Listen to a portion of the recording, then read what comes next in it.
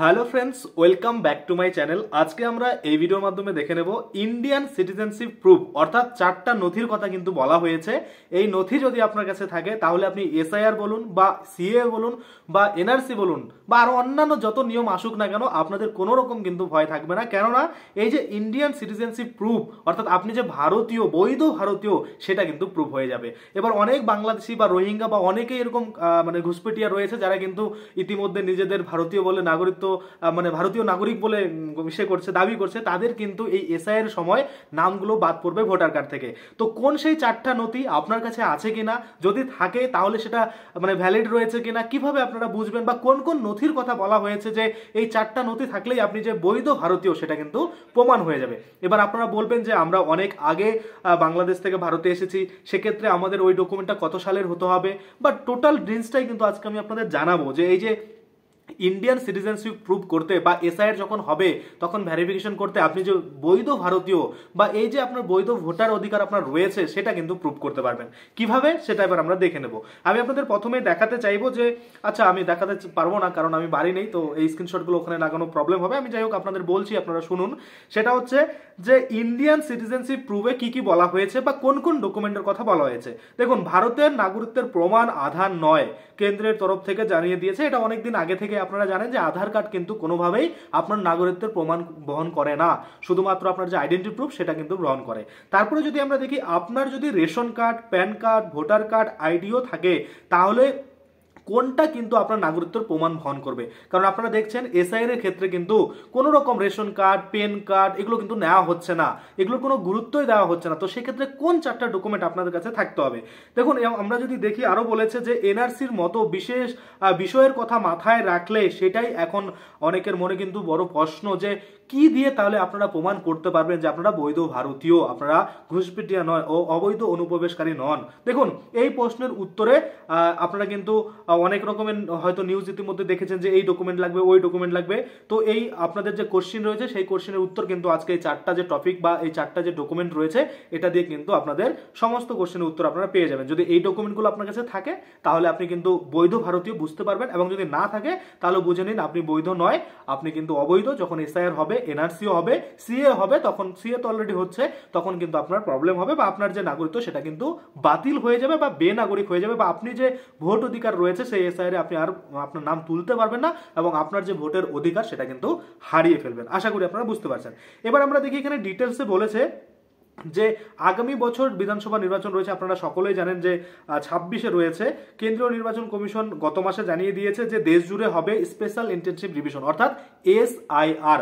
সেই এসআইআর হওয়ার পরে আমরা যদি দেখি এখানে ডিটেলসে বলা হয়েছে এ নিয়ে রাজ্যে নির্বাচন কমিশনের প্রয়োজনীয় নির্দেশিকা পাঠিয়ে দিয়েছে ইতিমধ্যে। আগামী বছর রয়েছে পশ্চিমবঙ্গ, বিহার, আসাম, কেরালা, তামিলনাড়ু ও পুদুচেরিতে কিন্তু বিধানসভা নির্বাচন। তার আগে নির্বাচনের ওই নির্দেশিকা যথেষ্ট কিন্তু গুরুত্বপূর্ণ রয়েছে। কি গুরুত্বপূর্ণ রয়েছে আমরা যদি দেখি, কেন্দ্রীয় নির্বাচন কমিশনের কি বলেন সেটা যদি আগে আমরা দেখি, যে কেন্দ্রীয় নির্বাচন কমিশন জানিয়েছে যে ভোটার তালিকা যাচাইয়ের সময়ে বাংলাদেশ, মায়ানমার ও নেপালের বহু নাগরিকের হদিশ পাওয়া গিয়েছে। এই চরিত্রটা বিহারের ক্ষেত্রেও কিন্তু দেখা গিয়েছে। এইরকম অবস্থায় অন্যান্য রাজ্যেও কিন্তু হতে পারে এদের ভোটার তালিকা থেকে বাদ দেওয়া হবে। এবার আপনারা বলবেন যে দাদা, বলা হচ্ছে বাংলাদেশ থেকে আসলে তাদের তো বাদ দেওয়া হবে না, বা তাদের কিন্তু ভোট অধিকার দেওয়া হবে, বা তাদের যে ভারতীয় নাগরিকত্ব সিআইএন এর মাধ্যমে দেওয়া হবে, বা 2024 সাল অবধি তাদের ছাড় দেওয়া হয়েছে, তাহলে কেন তাদের নাম বাদ দিতে হবে বলা হচ্ছে।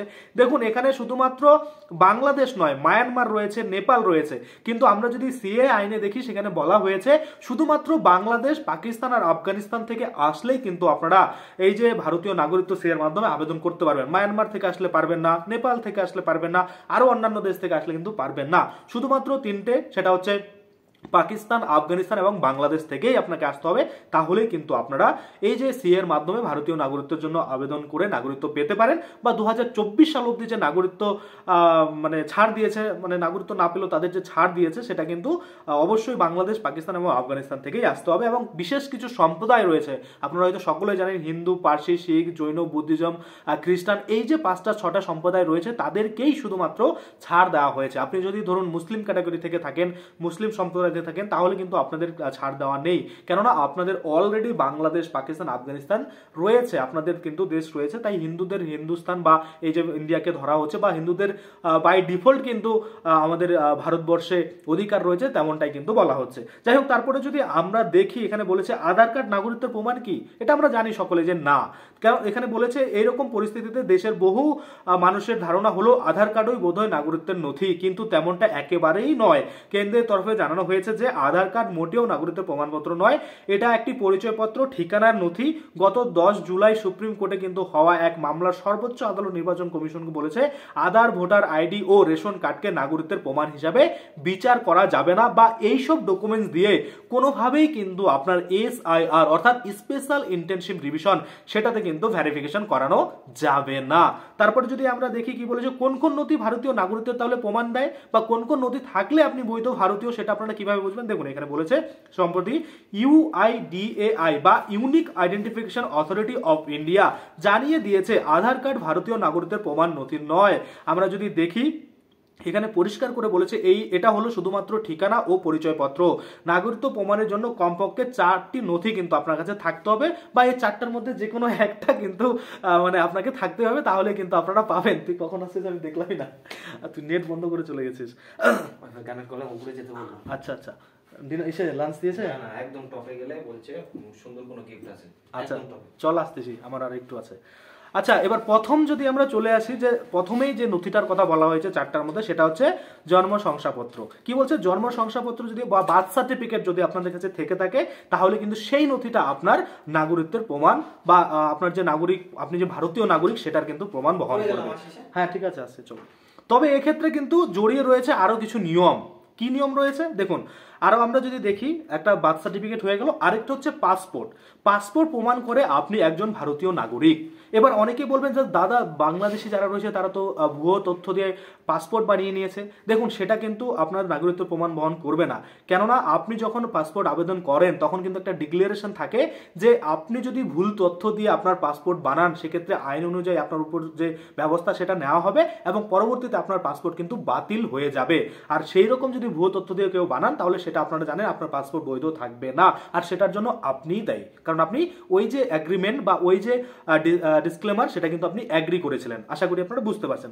এবার 3য় নম্বর নথিতে যদি আমরা চলে যাই, ন্যাশনালিটি শংসাপত্র। এটি সাধারণত ইস্যু করে রাজ্য সরকার, তবে এটি বিশেষ ক্ষেত্রে মানে করে থাকে। এবার তবে কোনো ক্ষেত্রে কিন্তু দেখা যায় তা কিন্তু কেন্দ্রীয় স্বরাষ্ট্র মন্ত্রকও কিন্তু ইস্যু করে থাকে, মানে ম্যাক্সিমাম রাজ্য সরকার করে থাকে, এবং দেখা যায় অনেক সময় কিন্তু কেন্দ্র সরকার বা স্বরাষ্ট্র মন্ত্রকও কিন্তু করে থাকে।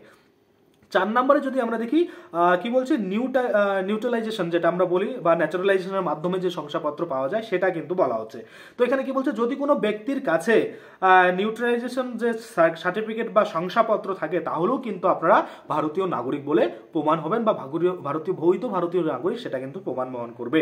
এবার তাহলে কোন কোন 4টা নথি আমাদের প্রধান তুলে উঠে আসলো, সেটা হচ্ছে আপনার বার্থ সার্টিফিকেট যদি থাকে তাহলে সেটা, এবং যদি বার্থ সার্টিফিকেট না থাকে তাহলে পাসপোর্ট যদি না থাকে তাহলে আপনাদের ন্যাশনালিটি যে কার্ড রয়েছে সেটা, এবং সেটাও যদি না থাকে তাহলে নিউট্রালাইজেশন যে কার্ড রয়েছে সেটা, বা ন্যাচারালাইজেশনের মাধ্যমে যদি আপনি নাগরিকত্ব পেয়ে থাকেন সেই যে কার্ড, সেটাও কিন্তু হবে। আশা করি আপনারা বুঝতে পারছেন, এই 4টা ডকুমেন্ট থাকলে কিন্তু আপনি বৈধ নাগরিক। আশা করি আপনারা বুঝতে পারছেন। এবার কথা হচ্ছে, এই যে ডকুমেন্টসগুলোর কথা বলেছে, ম্যাক্সিমাম মানুষ বলবেন দাদা আমাদের তো 1987 সালের আগে জন্ম হয়েছিল বাবা মায়ের, তো সেক্ষেত্রে তাদের তো কোনো বার্থ সার্টিফিকেট নেই, কেন তাদের তো সেই সময় বার্থ সার্টিফিকেট দেওয়া হতো না। তো আমরা কি করবো, আমরা কিভাবে প্রুভ করবো আমার 1986 সালে জন্ম হয়েছে, তো আমি কিভাবে প্রমাণ করবো যে আমি ভারতীয়। দেখুন আপনাদের তখন বার্থ সার্টিফিকেট ছিল না, ঠিক আছে, কিন্তু সেই সমতুল্য কোনো কিছু তো ছিল। ধরুন আপনার জন্ম হয়েছে, জন্ম হওয়ার পরে কোনো কিছু আপনি করেছিলেন, সে হতে পারে আপনি স্কুলে ভর্তি হয়েছিলেন, স্কুল সার্টিফিকেট, বা যে কোনো কিছু হতে পারে, আপনি লেবারি কাজ করতেন, আপনি কোনো গভর্নমেন্টের মানে কোনো কাজে জয়েন হয়েছিলেন, কোনো জব করতেন, মানে কথা হচ্ছে বার্থ সার্টিফিকেট ছিল না, বার্থ সার্টিফিকেট লাগবেই সেটা কিন্তু বলেনি, কেননা তখন বার্থ সার্টিফিকেট ছিলই না, আপনার কোথেকে নিয়ে আসবেন, সরকারি বার্থ সার্টিফিকেট দেয়নি, তো আপনার কোথা থেকে পাবেন, তাই না? তো সেক্ষেত্রে তখনকার যে ডকুমেন্টস আপনার কাছে অ্যাভেলেবেল আছে সেটা দিয়েও কিন্তু হয়ে যাবে। আশা করি আপনারা বুঝতে পারছেন। এবার SIR এর ক্ষেত্রে কি কি ডকুমেন্ট আপনাদের লাগবে এটা কিন্তু এখনো খোলাসা হয়নি, কেননা আমরা জানি বিহারের ক্ষেত্রে যে 11টা ডকুমেন্ট দেওয়া হয়েছিল, বাংলার ক্ষেত্রেও 11টার অতিরিক্ত আরো একটা ডকুমেন্ট দেওয়া হতে পারে। যখনই অফিসিয়াল নোটিফিকেশন চলে আসবে, গ্যাজেট নোটিফিকেশন দিয়ে দেবে, তখন কিন্তু আমি আপনাদের জন্য জানিয়ে দেবো। এবং কি কি ডকুমেন্ট আপনারা কোথা থেকে কিভাবে ম্যানেজ করতে পারেন, যাদের কাছে নেই তারা কিন্তু অবশ্যই সেই ভিডিওগুলো দেখতে চ্যানেলটাকে সাবস্ক্রাইব করে পাশের বেল আইকনটাকে এনেবল করে রাখবেন। আশা করি আপনারা বুঝতে পারছেন এই যে নাগরিকত্ব প্রমাণ বা ভারতীয় বৈধ নাগরিক যারা রয়েছে তাদের কাছে এই ডকুমেন্টগুলো অবশ্যই রয়েছে।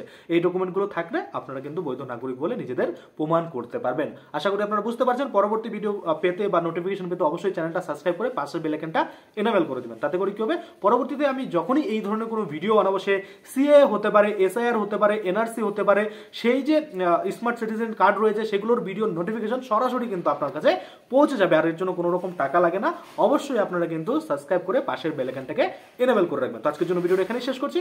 ধন্যবাদ।